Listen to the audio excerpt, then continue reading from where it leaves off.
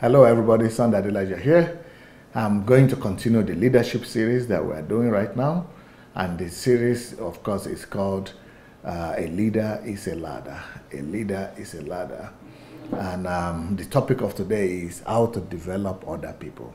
How to develop other people. So, a leader must develop people. A leader must develop other people. I spoke about how to develop other leaders yesterday, and today is going to be a similar one, a continuation, how to develop people, how to develop other people. Maybe it should actually be how to develop people. Well, if you want to develop people, the very first thing you have to do is to realize that as a leader, you cannot do everything. As a leader, you cannot do everything. Of course, sometimes it's difficult for you as a leader to trust and to develop people, because you think that developing people takes time, and to try to develop other people is like almost time wasting, because first of all, you are not sure who will perform, if these people you are trying to develop will perform or not. Secondly, you are not sure how serious they will be in the process of you developing them.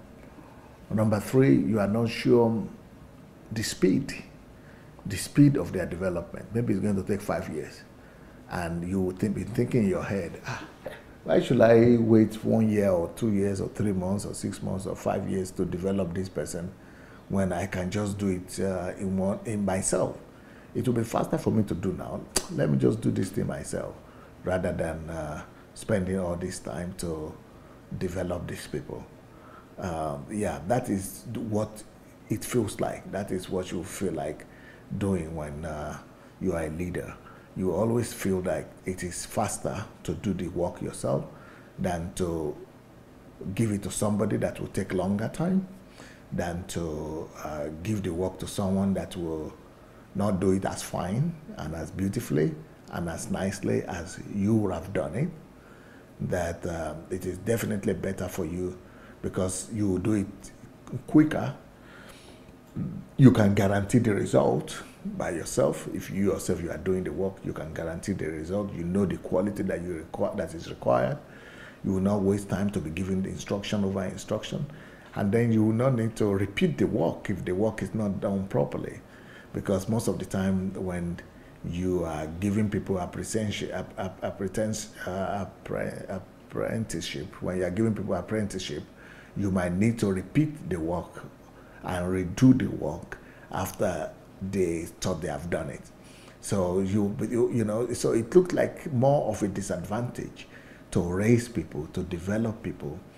But you know, that's the way it looks in the natural, and that's the way it looks in the first glance, if you look at it from just, you know, in a short-sightedly, if you look at it in a short-sighted way.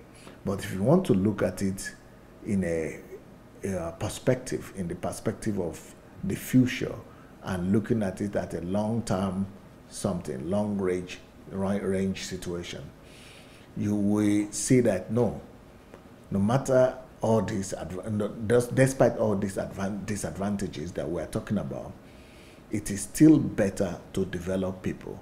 It is still better to invest in people than to do everything yourself. So what are the advantages of why is it better for you to develop people rather than doing things yourself? Okay, let's say you want to do 10 different things, because as you grow as a pastor and as you grow as a leader, the work will be growing. The work will be growing, and the work growing means that demands are growing, responsibilities are growing, many more things to do, And let's say, as a pastor, you have 10 things to do. There are 10 things that you want to do.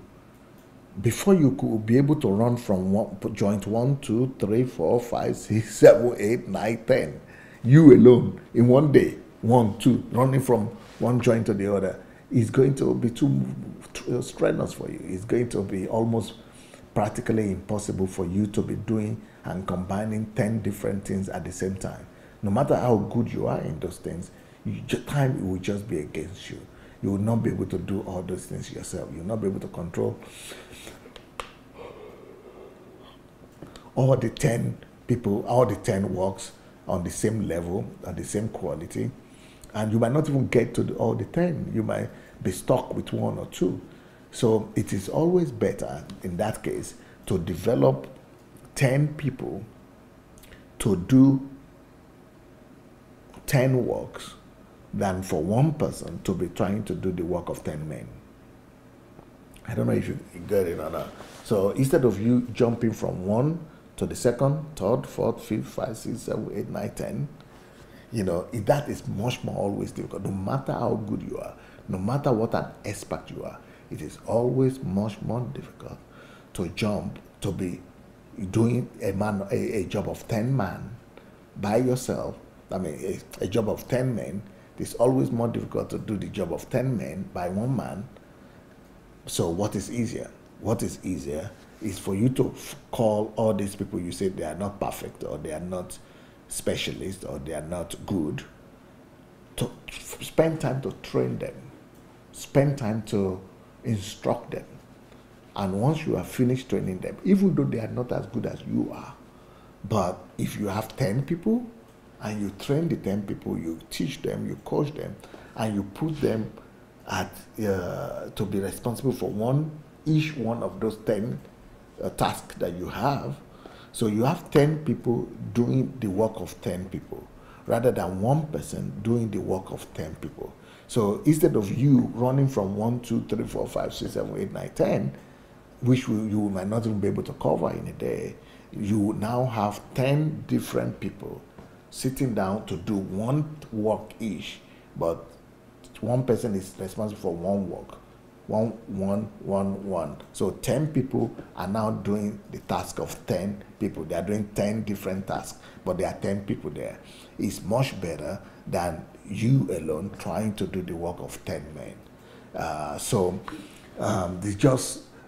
is in the long run. You will see that even though they might not be perfect, even though they might be making mistakes, they might not be as good as you would have done the work. But what you could do now is to become the oversight, to become the supervisor. So you have the 10 people doing 10 tasks, but you will not need to spend too much time doing the work yourself. You just inspect and correct. That is much more better than to try to do everything by yourself. So that temptation of a leader to try to do everything by himself, because he knows that he can do things faster, he can do things better, he can do things in a way that is he will not need to repeat them. Yes, as good as those arguments are, when the work grows, and in the long run, you will discover that no, it's always still better to have more hands and to prepare more people, and to have your assistants and leaders prepared to prepare people, than to try to handle everything yourself. So what are the processes that you have to go through if you really want to prepare people and develop people so that other people will be able to help you do the work that you need to do? Number 1, you as a leader, you have to have the mentality of a giver. You have to have the mentality of a giver. You always have to see yourself as somebody that empowers, that gives.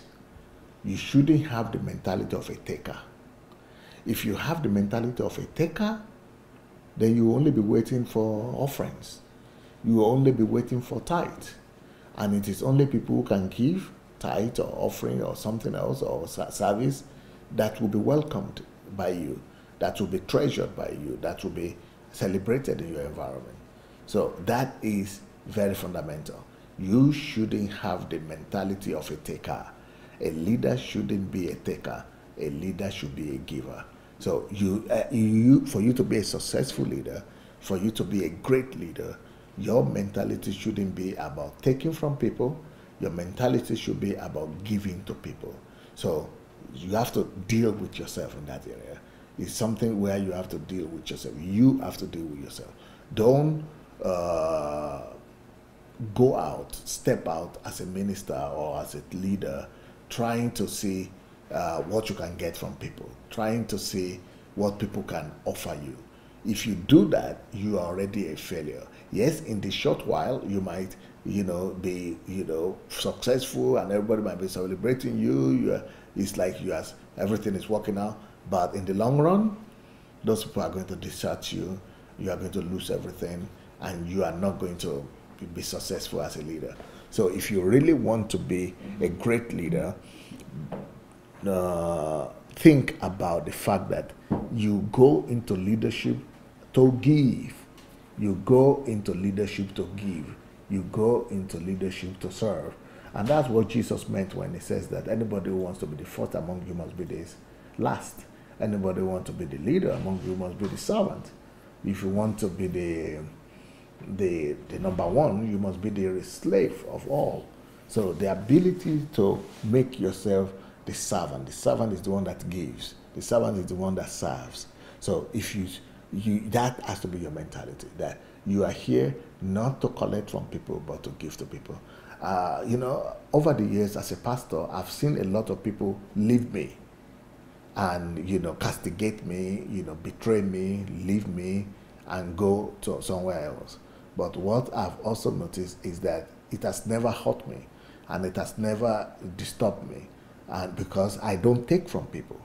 Anybody that has left me is not, I don't feel them, because I was not the one who was taking from them.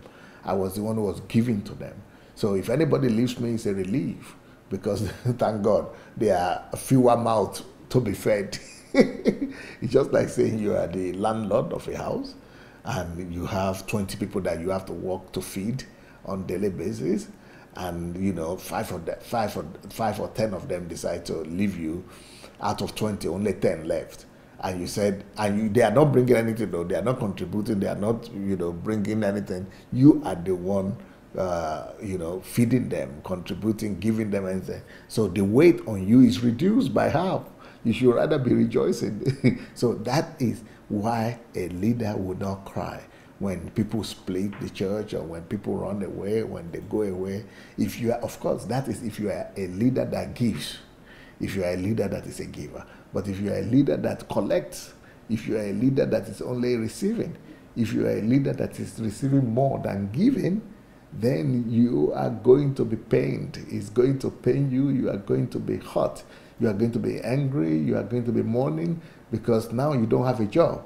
Now you don't have salary. You don't have an income, because the people who used to give to you, who used to sustain you, they have gone. And now, since you have lost them, you have to look for a job, or you don't have what to eat. You don't have any income.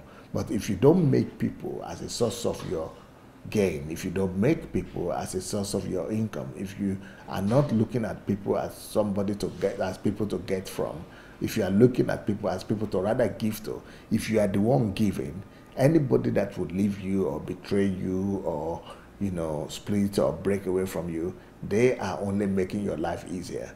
They are only making your life to be less stressful. They are reducing the burden on you.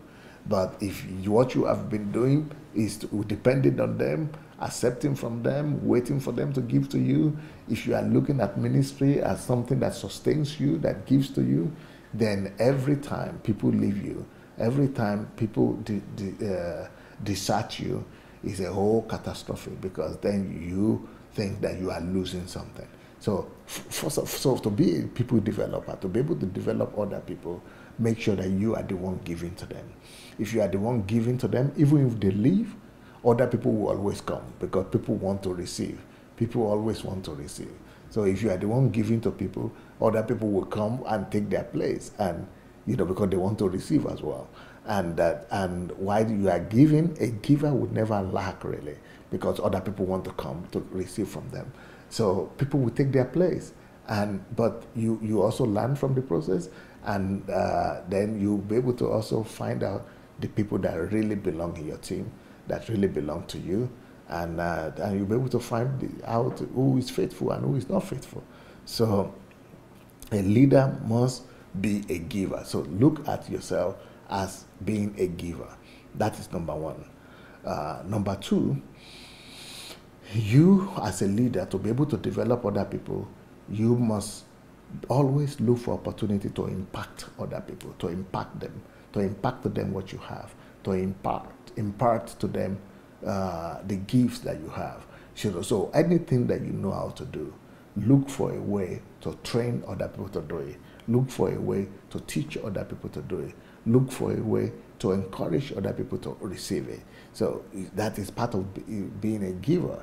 But let your heart be set at impacting people. Let everybody that comes around you know that for them to be around you, they must feel better. For them to be around you, they are learning something. For them to be around you, they are receiving something. That is the way you as a leader must condition yourself. Condition yourself in such a way that people don't leave your presence without being enriched. People don't leave your presence without being blessed one way or the other. That is what it means to be a leader. So that way, you always have people to train, because if you are, first of all, you are conditioned right. You are not looking to receive; you are looking to give. Secondly, people will always be you will never lack people to train. And thirdly, because you are impacting people, people who, you will always have leaders, because you are impacting to them what you know how to do. And if you know how to do something and they also now know what to do, you will always have co-workers. So when pastors go and say, oh, I don't have leaders, I don't have aunts, I don't have men, I don't have co-workers, I don't have helpers. Well, it's because they are not conditioned themselves right. They don't know how to do it. But when you are impacting people all the time, you will never lack workers. You will never lack men, because you are always giving them skills. You are always giving them different, specialty. You are always giving them what to do. You are always teaching them. You are always giving them capacities. You are always giving them skills. And, so you never lack people who know how to do one thing or the other. And of course, another thing you might need to do if you want to become a people developer is to always bring people closer to you. If you want to be a people developer, you must let people come around you, because you cannot develop people when they don't see you, when you can't get to your environment, when they don't communicate with you, when you don't communicate with them. Of course, you might say you can do this through trainings or through books or through videos or things like that. That's not bad. But if you really want to train people, if you really want to develop people, you also want them to see how things are done. And for that to be done, you need to bring people closer to you. Bring them closer to you, not necessarily living in the same house with you or being in your presence every day, but bringing them closer to you means you are showing them things that you do. You are showing them things that they have to do. You are mentoring them. You are taking them by the hand. You are leading them, and they are following you, and you are giving them instruction in close proximity, even if it's not in the same place physically, but you are monitoring and mentoring them wherever they are in such a way that as if they are living close to you. I know people who have never seen me before, but they know more than people who are living with me in the same house. Why? Because they are living in a very close proximity with me. They are very close to me. They are closer to me through my teachings, through my books, through working with me in my presence and being mentored by me, even from the distance. But they are much more closer than the ones who are living in my house, who don't ever read my books or listen to my cassettes and things. But the whole idea is find a way of bringing people close to yourself. Now, do you know that even where you are right now, you can be the best friend of Bill Gates, even without him ever knowing you and without you ever knowing him, like one by one. You can, become his best friend by surrounding yourself with all his best materials, with all his teachings, with all his books, and by being in close proximity with those books and tapes and things every day, working with him, listening, you can get to know him more than even his very staff people. But that is also part of closeness. So closeness is not just video or tape once a month or once a year or book once in a while. This is actually walking in close proximity with the person. But the ideal, of course, is to be physically present, is to be in close interaction is to be able to see, so that people will be able to see how things are done. People will be able to experience your correction, your instruction, your leadership. But the most important thing I'm saying is that you as a leader must be willing to bring people to your environment, to bring people close to you, so that you'll be able to coach them, give them direction, give them leadership, and let them see how things are done. So that is another principle that is needed for you to be able to be a good people developer. Another thing you might need is, after you have, trained people, after you have done all these things that I've said, you should also learn to give people ownership. You have to learn to give people ownership. What do I mean by this? If you are teaching your people in the church, and I hear a lot of these things these days, pastors saying, you cannot have your own vision in the church, you cannot have your own calling. And that is deceptive, because one of the ways to become a great leader is for you to actually tell people that they can have their own vision. One of the ways for you to really to develop other people is to give them ownership, to let them know that they can have their own vision, they can have their own calling, they can have their own ministry, that they can have their own gifts, they can own their own gifts, they can own their own ministry, they can own their own vision, they can give them ownership. Let everybody around you and in the church know that they are not just your slaves, they are not just working for you. You are not a slave holder. And this is one big problem that we face in African churches these days, because the model of church that we are running in Africa especially is that of slave masters. It's like a slave camp. The pastor is the big guy, and everybody is working for his vision. Everybody is working for his vision. Everybody is working to build his vision. And sometimes they tell you things like, were you there when God called him? He's the one that God called. He's the one that is anointed. He's the man of God. And you are not. No, but it's not true. All of us are called. All of us are men of God. All of us have an assignment. So it's not good for you to abandon your own assignment and just be working for the assignment of another person. Yes, there might be a time when you need to work for the assignment of another person, when you are still learning, when you are still growing. But eventually, every leader must encourage all the people under him to own their own vision, to embrace their own calling, and to become the owner of their own giftings, of their own vision, of their own calling. And all of us have our own place in the body of Christ. Everybody has the reason why God packaged him and sent him to this world to accomplish one mission or the other. So even though you might have to learn from another person, you might have to grow and serve with other people before you enter into your own promised land. But at the end of the day, the teachers and the pastors and the leaders must always let people around them know that each one of them have their own promised land, and that they should be ready and they should be willing to step out to their own promised land and pursue their own vision. So the skills that you are teaching people, like I said, teach people, give them skills, give them training. All those training and skills that you are giving to them, they must be able to know that they are not just going to use them for you and for your own good, that they are free to use those skills and those knowledge for themselves. They are free to use those skills and knowledge to develop themselves and to build their own ministry and to make money even for themselves, and to be able to use it to do what God has called them to do. So that is why you are a leader.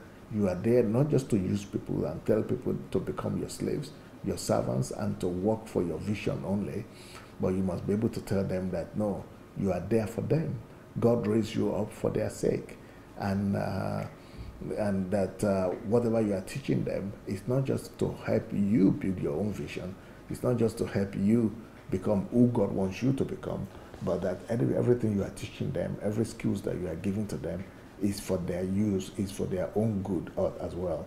It's for them to be able to use those skills for their own calling, for their own for their own ministry, for their own vision, for whatever God has prepared them for. And you must let them know that you will let them go. You will give them the freedom to go at any time to be able to do what God wants them to do. So, you must be able to give people ownership. Let people own what they are doing. Let people know that they are not slaves, they are not servants. Let them be able to own and sense a sense of ownership of whatever thing they are doing. Let them know that they are not just slaves working for another man, but they own the vision, they own the skills, that anything they are learning from you is going to remain with them forever. It's going to be their own. They are going to be the owner of it, and they are going to be able to use it to enrich themselves, to enrich their families, to enrich their visions, their calling, and to be able to become a better person for the kingdom of God, for themselves, and for the people of the world. So give people ownership. Give people ownership. Give people ownership. That is one of the other points that will help you to be people developer. When people know that you are really, like in our church here, we have started over 2,700 churches over the years, and we release everybody to become the owner of their own church. We don't get money from them. We don't make them to pay us. We don't make them to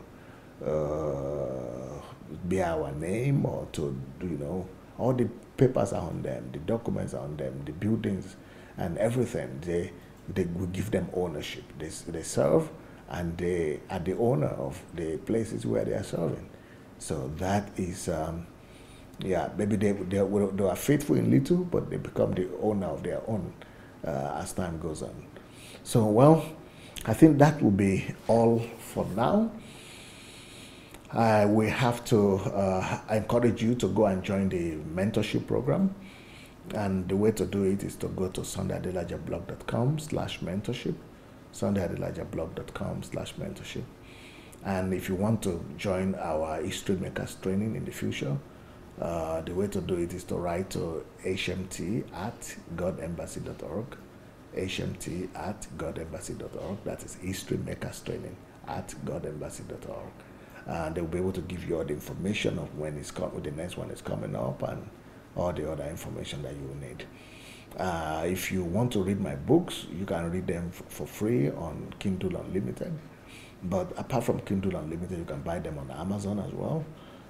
Besides, you can also buy them by writing to my office. And you write to dssbooks@gmail.com.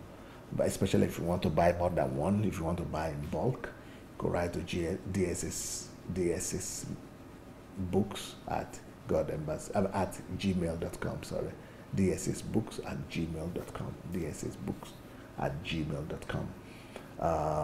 That is if you want to buy a large amount of books, and because they are cheaper if you buy them from our office than if you buy them on Amazon. Also, if you want to be a distributor of our books, you can also write to dssbooks@gmail.com. dssbooks@gmail.com. To be a distributor, you'll be able to gain from 40% upward on every book you distribute. So, so that's it. But if you also want to be receiving our messages on WhatsApp, I want to encourage you to send us your telephone number or your WhatsApp number, or the WhatsApp number of your family members, of people in Africa. This is mainly for people who don't have data, a lot of money for data, and who want to have short messages. So these are compressed short messages. Please send us your numbers, and we commit to be sending these messages to you every day. Thank you so much, everyone. And that is it for now. And I'll be back tomorrow to continue this series. Peace.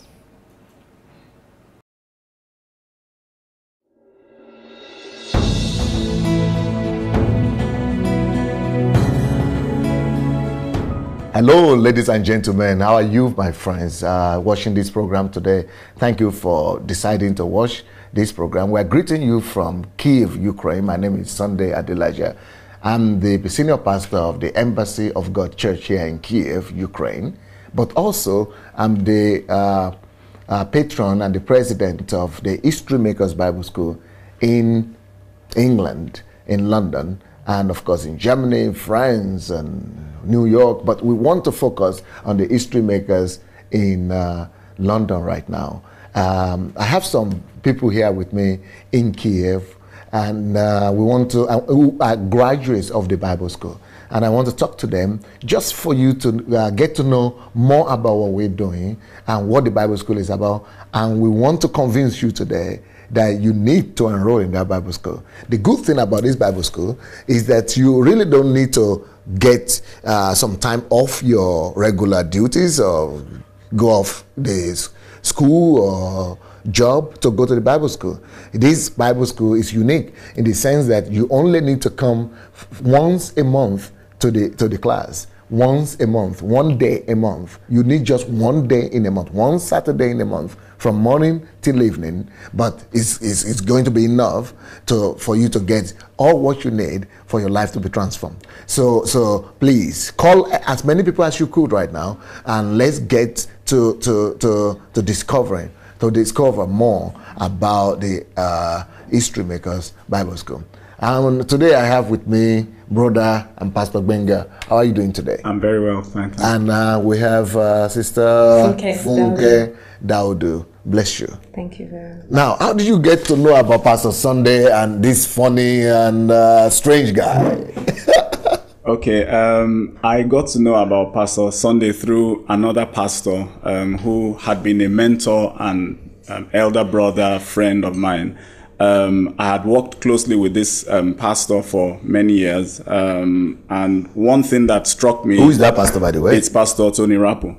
Oh, Tony Rapu back in Lagos? Yes, sir. So one thing that struck me was he was full of a lot of admiration and a lot of respect for Pastor Sunday Adelaja. As I said, having worked with him closely for a long time, I hadn't really had him say that much, or I hadn't really had or witnessed him respect somebody, another man of God, you know, the way he was having this respect for Pastor Sunday. So once he came to England, early 2005, and then he was saying to me, oh, I'm going to Ukraine for the anniversary, which was coming up in, I think, March, April of that year. And he said, if you are able to, it will be good if you come with me. So I came with him, I met Pastor Sunday, and the rest, as they say, is history. That's how you got to know about Pastor Sunday. That's how I got to know about Pastor. Now, how did you get to know about the school? Yes, it's a long process. You know, I first of all went through a lot of emotions, because when I came to the Embassy of God, the anniversary, I realized a lot of things that I had, you know, held in high regard, or things that I believed on or believed in were not quite, you know, the right, or the, you know, it wasn't the best or the ideal or optimal way of Christianity. So I went through an experience where I actually felt like I got born again a second time. And you'd been a Christian how long for this time? I had been a Christian for about more than 10 years. At that point? Yes, at that point. So you are already a minister in your own class? Yes, I was especially, you know, strong in the area of praying and intercession, in prophetic, the prophetic, and, you know, a few other gifts of the Spirit. So, but that was more about the gifts and the operation of the Spirit rather than the character.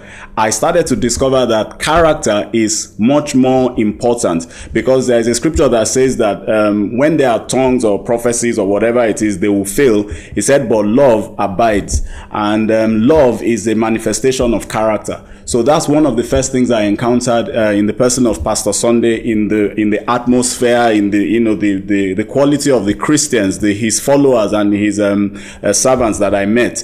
And it really challenged me, and I realized that I had to rededicate my life to Christ. Like what servants you are referring to, the term that the Queen of Sheba used for Solomon? Because I don't really have servants, really. Yes, for Solomon, yes, because that's exactly the, you know, what I felt, because I just came from a distant place, and I came because I heard so much about the man of God from another man of God, and I came there, and like the Queen of Sheba, I realized that if I can access or approach, this kind of privilege, maturity. Yeah. Yes, I realize that those who stand continually before the king, like in Solomon's case, now I'm using a metaphor now. The servants who stand before the king are really blessed. They are happy. I think how it goes there is that the men that stand continually before the king are blessed. So that was how I saw the whole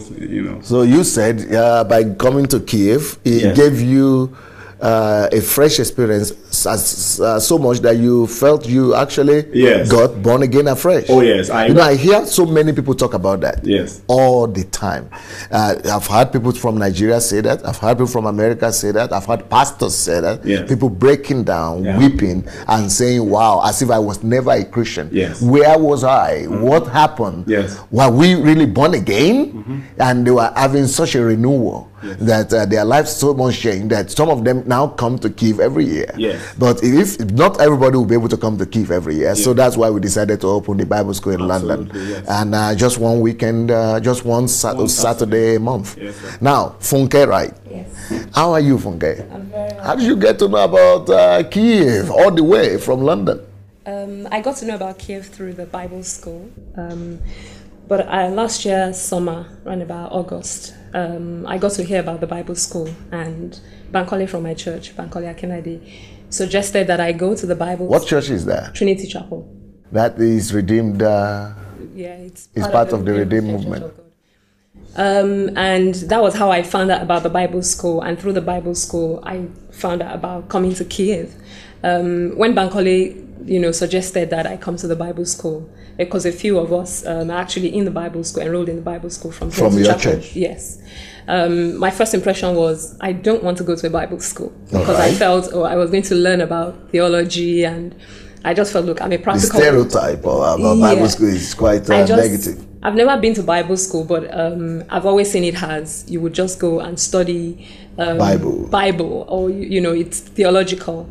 And I felt, no, I'm a practical person. I want to practicalize my Christianity. So I thought, no, that's really not for me. But he said, look, Funke, this is different. This is a different kind of Bible school. So I guess he must have done some kind of investigation, and he's done some kind of research. So I said, okay, I'll enroll. But coming to the Bible school for me was really transformational. I mean, even though I have heard, because the mission statement of Trinity Chapel is developing leaders, influencing society. And I've always heard that, we need to be a light in the political sphere, in education, in music, in arts.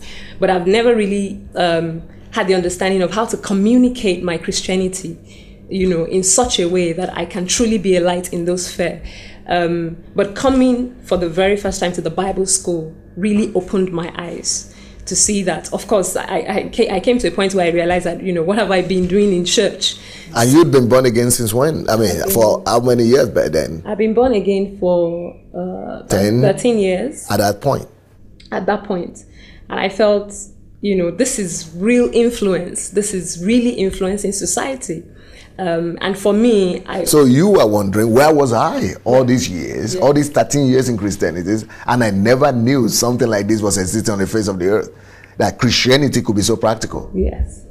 Now, that means there are several other people, maybe millions of Christians and thousands of Christians in the city of London and all over Britain, that are right now in that same position you used to be just last year, 1 year ago.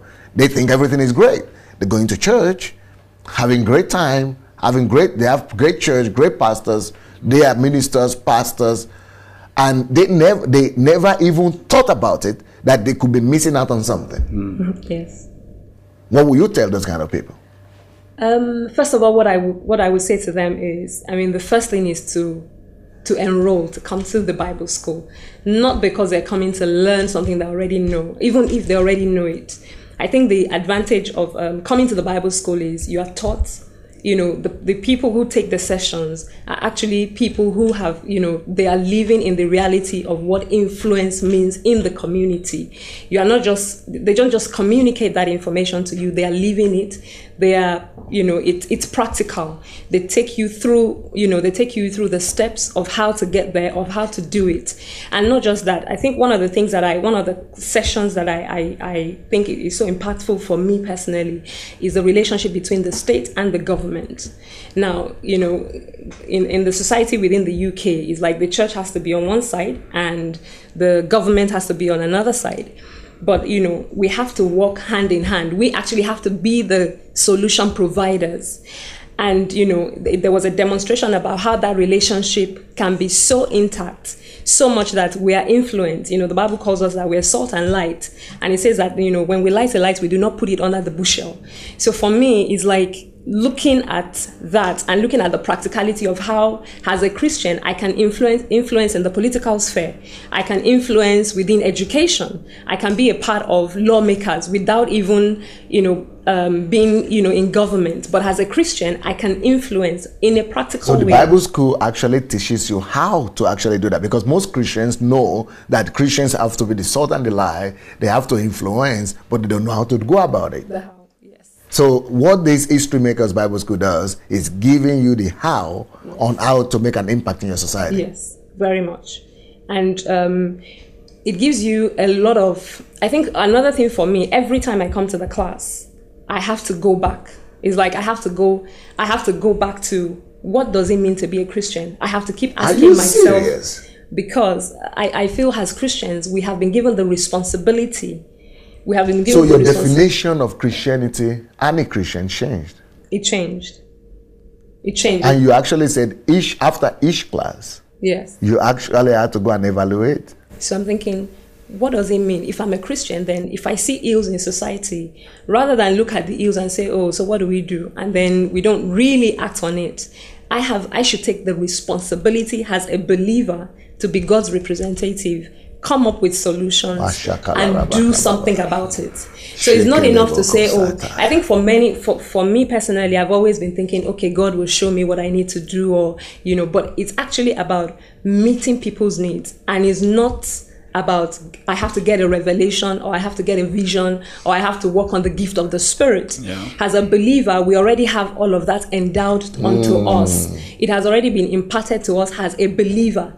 So everything we need to succeed in influencing our society, we already have it in us. Wow. But I think it is the how. It is taking responsibility. So what would you say is the difference between the emphasis that you got from the Bible school and the emphasis of churches in England right now? Do you think the churches in England actually would need, or this would be a good complementary or addition to what is being emphasized in the churches of England right now?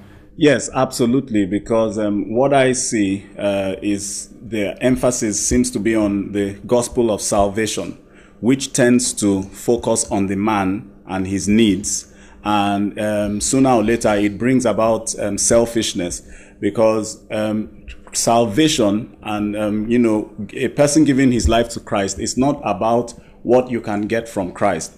Because somewhere, I think in Galatians, it says, I am crucified with Christ.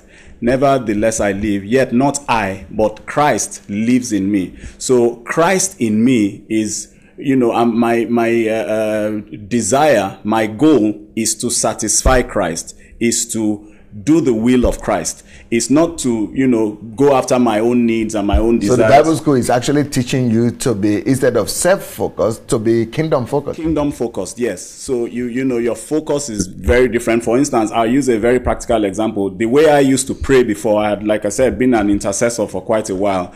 We used to pray certain prayers that sooner or later I discovered that those prayers were not really accurate. They were not right, because they were praying for things that God has already achieved in us. And what God was waiting for us to do is for us to go out and make a difference in our nation, to take responsibility for things that we see around us. Not like my sister was saying, not things that you have to wait to get a vision. And, yes, God will still give us vision and God will still give us prophecy. But he usually does that more, I find, when we've already taken a step. I also understood from a scripture that where he said, these signs shall follow them that believe. These signs shall follow them. So not that these signs will be sought, by them who are now Christian. They will keep on going to night vigils or, prayer programs and keep seeking those signs. He said, these signs shall follow them, suggesting that we have to take a step. We have to take responsibility for our nation, for our society, for our families, and then the signs will actually follow us. So I discovered in the difference in the emphasis of the Bible school and in the life of the man of God, Pastor Sunday, because he also is a person who typifies, he exemplifies and lives his message. So, and because I have been privileged and fortunate to, have gotten close to him, I've been able to observe him on a very practical, day-to-day level. I see the way he relates to his wife, and I've been tremendously blessed. But in the churches that I've seen, and it's not just in England, because I've been to church in quite a few nations, we are so focused on how to increase our congregation, how to bring people, and it's not to just increase it so that we can show them the truth, really. It's just to, just to grow our own vision and our own ambition. And maybe somebody down the road has a church and, I want to prove that I am also called or something like that. But I realize that to even accept the opportunity or responsibility of being a leader or a pastor, we have to realize what God wants from the people that he brings to us and show them the kingdom. Show them that, yes, there will be needs, but God meets our needs when we are submitted to him. When we really live, as it says, that we've given our lives to Christ, and then Christ becomes the focus of, of our existence. So the reason we are existing is to fulfill the will and the desire of Christ. My food is to do the will of him who has called me and to finish his work. So I see a major difference in the churches and what the Bible school. And you think the people need to come to the Bible school because of that? Absolutely, because the Bible school will enhance and push you to a dimension that you probably never realized that existed. I really do invite and encourage you to come to the Bible school. You will learn a lot of things. You would be impacted. There will be the reality of impartation, because it's not just by reading and understanding, but it's by being in the right atmosphere, because God took the spirit that was on top of Moses and he distributed it among his elders. And I believe that there are people in London who have been hungry. They have been desiring. They somehow know in their heart that there is something greater than what they've been exposed to. They've had the same things for many years. They haven't made an impact. It hasn't changed their lives, but they keep doing those things. And it comes down eventually to religiosity and just forms of godliness that deny the power. But there is a hunger and a desire in them. And God is speaking to those people right now and beginning to encourage them to come forward, come out from the caves, even though they are not doing the right things yet, they are not walking in the right way, but because their heart is right, God is addressing them and speaking to them. So like those who are in the caves, who haven't bowed their knees, God is sending a call out to you today. If you hear his voice, be ready to open your heart and receive him. And that which you've been looking for all these years, from the foundation of the earth, when you were born, the hunger and the craving that was never satisfied by those things you kept looking for in the wrong places, he says you should come to this place, Lord, and then you will receive that which he has for you. You will be a transformer, and as the name of this school implies, a true history maker indeed. So you are a history maker, and the world and the nation of England, Scotland, Wales, and Northern Ireland are waiting for you. You are the person that God wants to use in the nation of Great Britain. So I encourage you and I call you that you may be a blessing and be a partaker in this great outpouring that is the History Makers Bible School UK. Thank you so much, Pastor Gbenga. Now, you say it's just one Saturday a month. You can afford to sacrifice that for yourself. You can afford to invest one Saturday a month for your future. You can afford to sacrifice, actually not sacrificing, but investing one Saturday for you to become a history maker, for your Christianity to be totally transformed.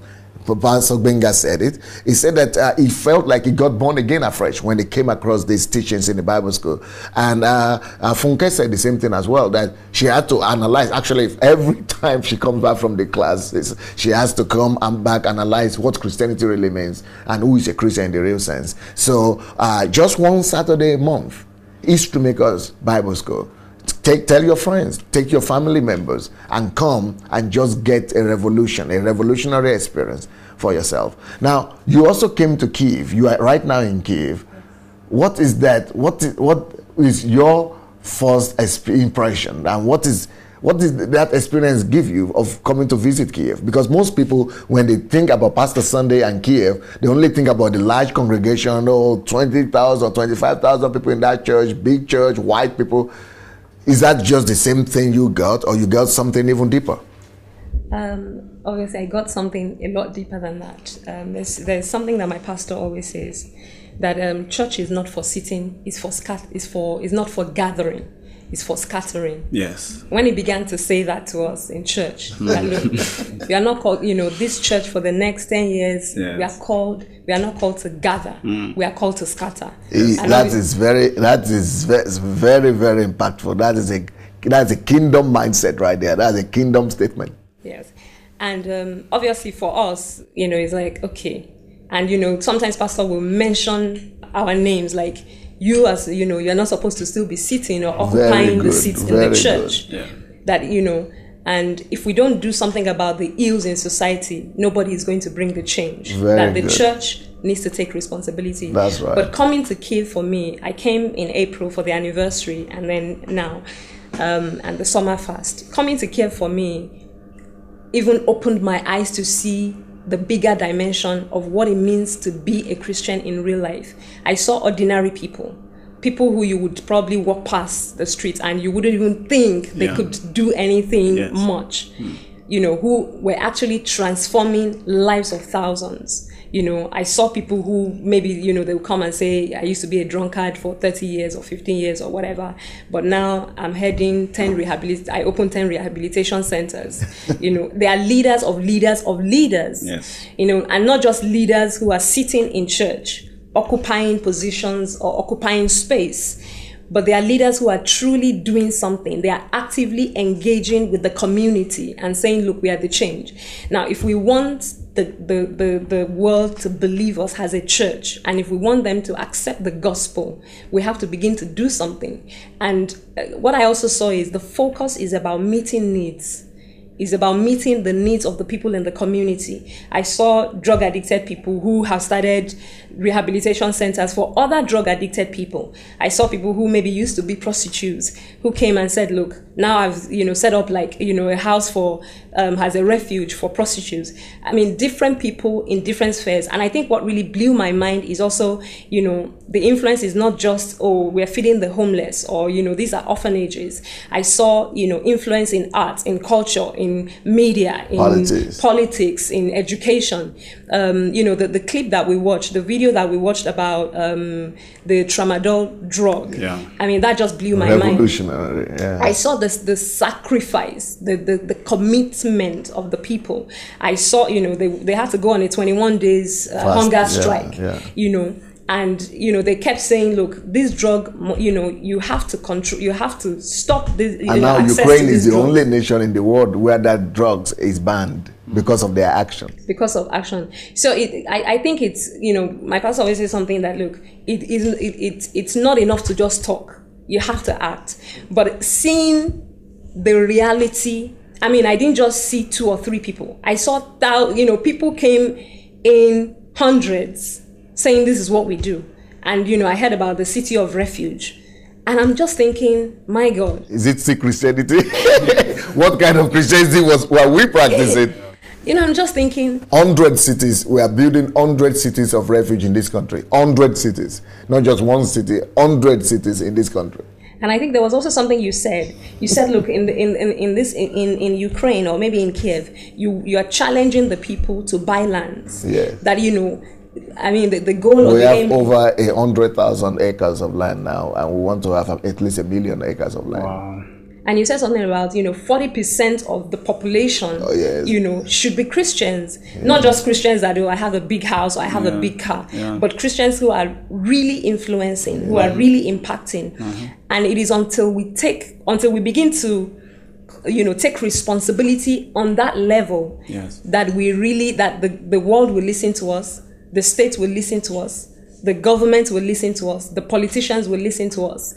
But if we sit in the four walls of the church, clapping, shouting, and it's about miracles, we won't see the difference that we want to see. And it's so bad in the UK now that, the problems that we see in society, we think it doesn't affect us. But we just need to look around and see that the schools, we send our kids to schools, so they're going to mix with other kids. Yes. So if we don't begin to engage in the education system, if we don't begin to engage in the political sphere, they will pass laws, they will make decisions that will not only affect us, directly or indirectly will affect our children. And in essence, we wouldn't have the light shining. The light will just stay within the church. And do you think this Bible school will really help some people watching us right now to make that decision and to really help them to begin to make impact and become history makers in England? I believe so. What I would say to anyone that wants to come to the Bible school is just come like you don't know anything. Come like you don't know anything. Yes. And just open your heart to God. Yes. And just say, Lord, as I'm coming to this Bible school, I want you to teach me. It's not just about, it's History Makers Bible School. It's also the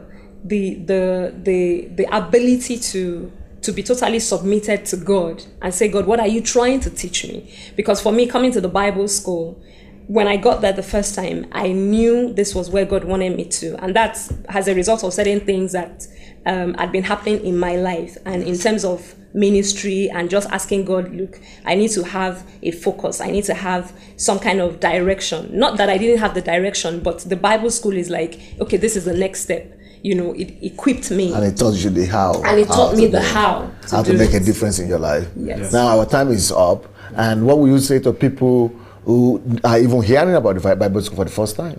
Yes.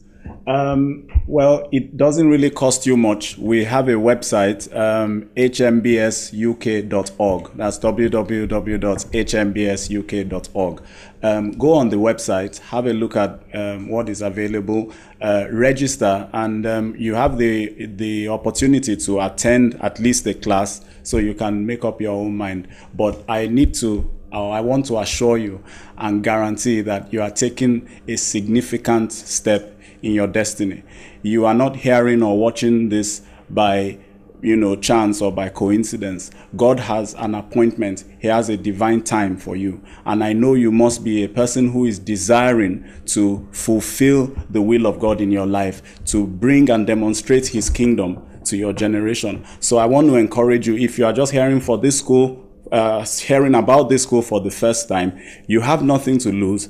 Register and come in and see what God has for you. And I leave you with the word that God will never let you down as long as you are interested in fulfilling your destiny. And we'll see you there. Well, dear friends, it's been nice to spend this few time with you. And we're waiting for you in the History Makers Bible School. Get all the information from the screen. Give us a call. Go on the website. And we'll be happy to make you into a history maker by God's grace. May the Lord bless you.